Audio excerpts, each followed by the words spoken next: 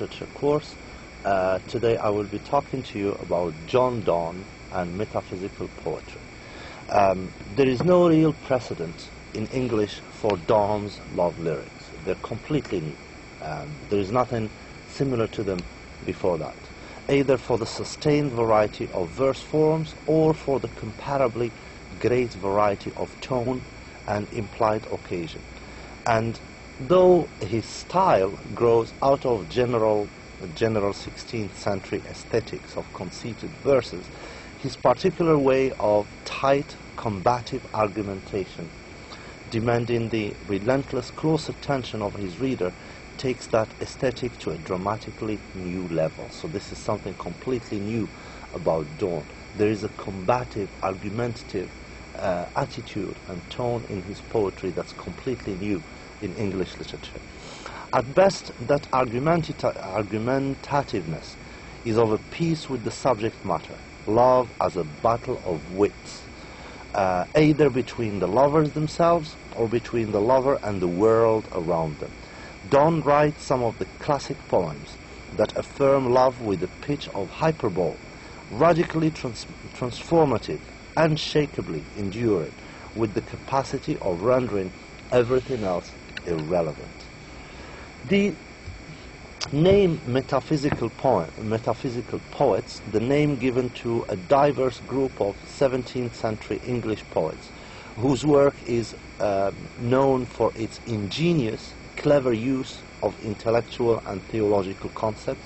They were very smart, very ingenious, very witty in using intellectual and theological concepts, in surprising conceit and using strange paradoxes and far-fetched imagery. The leading metaphysical poet was, of course, John Donne, whose colloquial, argumentative abruptness of rhyme and tone distinguishes his style from the conventions of Elizabethan love lyrics. So he completely strays from the Elizabethan tradition of love lyric. Other poets to whom the label is applied include Andrew Marvell, Abraham Cowley, John Cleveland, and the predominantly religious poets George Herbert, Henry Vaughan, and Richard Crashaw. In the 20th century, T.S. Eliot and others revived their reputation. T.S. Eliot tried to revive this tradition of poetry in the 20th century, stressing their quality of wit in the sense of intellectual strenuousness and flexibility rather than smart humor. The term metaphysical poetry usually refers to the works of these poets, but it can sometimes denote any poetry that discusses metaphysics, that is, the philosophy of knowledge and existence. We're going to look at one of John Donne's famous poems, A Valediction Forbidding Mourning. He says, as virtuous men pass mildly away and whisper to their souls to go, whilst some of their sad friends do say, the breath goes now, and some say no, so let us melt and make no noise, no tear floods, nor sigh tempest move, 'twere profanation of our joys, to tell the laity our love. Moving of the earth brings harm and fears, men reckon what it did and meant, but trepidation of the spheres, though greater far, is innocent. Dull, sublunary lovers' love, whose soul sense cannot admit, absence, because it doth remove those things which elemented it. But we, by a love so much refined, that ourselves know not what it is, interassured of the mind, careless eyes, lips, and hands to miss. Our two souls, therefore, which are one, though I must go, endure not yet a breach, but an expansion, like gold to airy thinness, beat. If they be two, they are two, so as stiff twin compasses are two. Thy soul, the fixed foot, makes no show to move, but doth if the other do. And though it in the center sit, yet when the other far doth roam, it leans and hearkens after it, and grows erect as that comes home. Such wilt thou be to me, who must like the other foot obliquely run, Thy firmness draws my circle just and makes me end where I begun. Basically, the speaker explains that he is forced to spend time apart from his lover, his wife. But before he leaves, he tells her that their farewell should not become an occasion for mourning and sorrow and sadness. In the same way that virtuous men die mildly and without complaint, he says, so they should leave without tear floods and sigh tempests, for to publicly announce their feelings is in such a way would profane their love. The speaker says that when the earth moves, it brings harms and fears, but when the spheres experience trepidation, though the impact is greater, it is also innocent and simple. The love of dull sublunary lovers cannot survive separation, but it removes that which constitutes the love itself. But the love, he declares, with his beloved is so refined and inter-assured of the mind that they need not worry about missing eyes, lips, and hands. Though he must go, their souls are still one, and therefore they are not enduring a breach, a cut, a separation. They are experiencing an expansion. In the same way that gold can be stretched by beating it to airy thinness, the soul they share will simply stretch and take in all the space between them. If their souls are separate, he says, they are like the feet of a compass. His lover's soul is the fixed foot in the center, and his is the foot that moves around in the firmness of the center. So you have a compass and it goes like that. His lover's soul is the one that's the foot that's fixed, and his is the one that moves around. The firmness of the center foot makes the circle that the outer foot draws perfect. Thy firmness make my circle just and makes me end where I begun.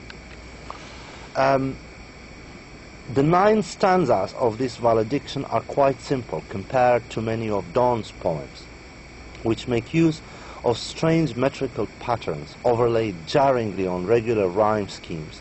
Here each 4-line stanza is quite unadorned, simple and plain, with an AB-AB rhyme scheme and an iambic tetrameter meter.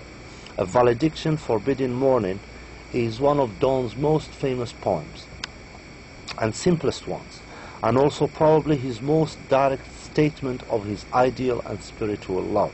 For all his sensuality in poems such as The Flea, Donne professed a devotion to a kind of spiritual love that transcends the merely physical. Here, anticipating a physical separation from his beloved, he invokes the nature of that spiritual love to ward off, keep away the tear floods. He wants to stop the tears, and it's a love in the end that transcends the physical, that might otherwise attend on their farewell. The poem is essentially a sequence of metaphors and comparisons, each describing a way of looking at their separation that will help them to avoid the mourning forbidden by the poem's title. First, the speaker says that their farewell should be as mild as the uncomplaining deaths of virtuous men. Virtuous men, when they die, they don't complain. They die without, much noise. For to weep would be profanation of our joys. To weep, to cry would profane our joys. Next, the speaker compares harmful moving of the earth to innocent trepidation of the spheres, equating the first with dull sublunary lovers' love, and the second with their love inter-assured of the mind.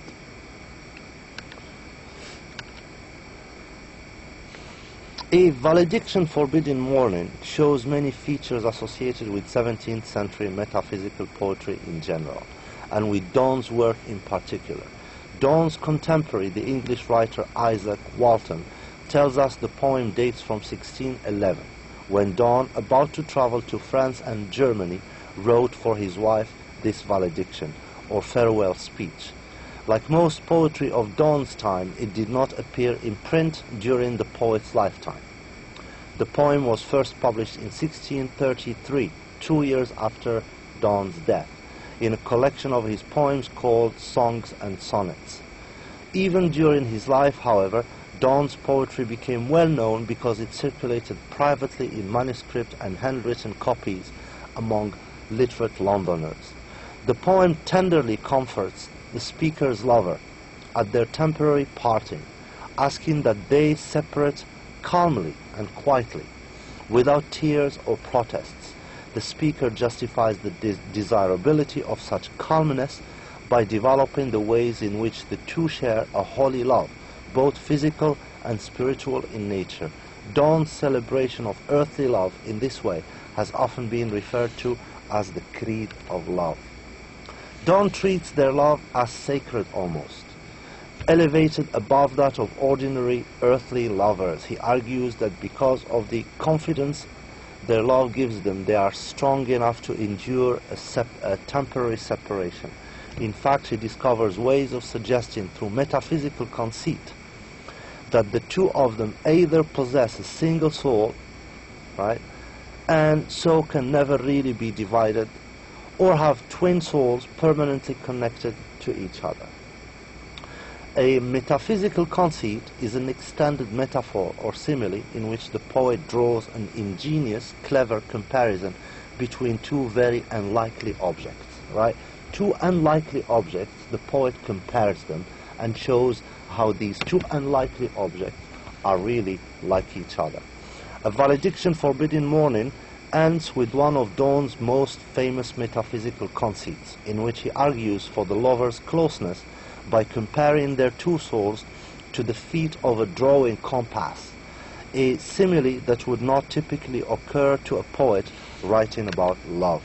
The compass image suggests a connection between the lovers even as they are apart, yet Donne ingeniously finds further meaning.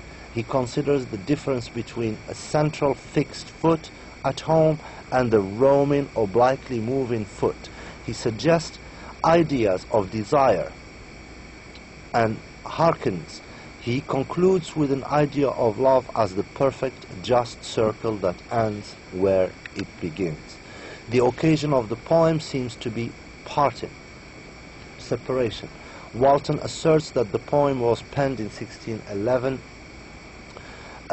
Parting here is a picture as a miniature enactment of death. It's like a small death. He's leaving. The poet refers to an untheatrical form of death where the dying mildly give way to death.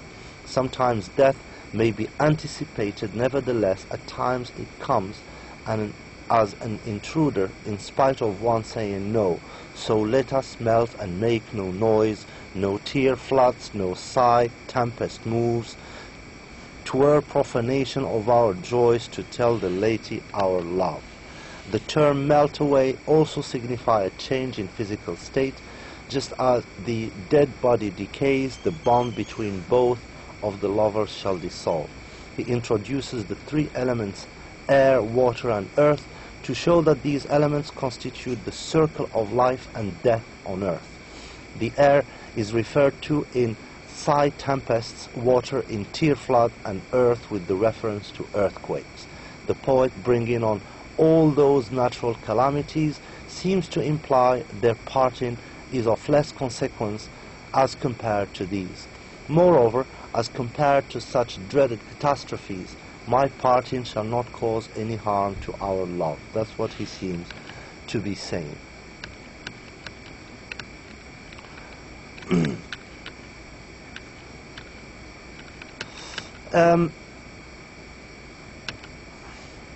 The poet likens the twin legs of the compass to the lover's sense of union during the absence. This is an apt example of metaphysical wit, which yokes dissimilar things together. These things are dissimilar, but they come together. The two hands of the compass, though separated for a small fraction of time, were destined to always meet. Also, the compass points to the direction to others, suggesting that they were a paradigm for others to follow. Again, a compass drew a circle that was the shape of perfection, according to Ptolemy. By utilizing this shape, Donne proves that their love is perfect, physically and spiritually. A conceit is a metaphor used to build an analogy between two things or situations that are not naturally comparable. And this is the example that he used for a paradox is simply a contradiction that somehow proves fitting or true. It's a contradiction that proves fitting or true. As such, it is a central device of 17th century literature in the work of writers like John Donne, Andrew Marvell, George Herbert, and Thomas Browne. And this brings me to the end of this lecture. Thank you very much for listening, and good luck to you. Wassalamu alaikum wa rahmatullahi wa ta'ala wa barakatuh.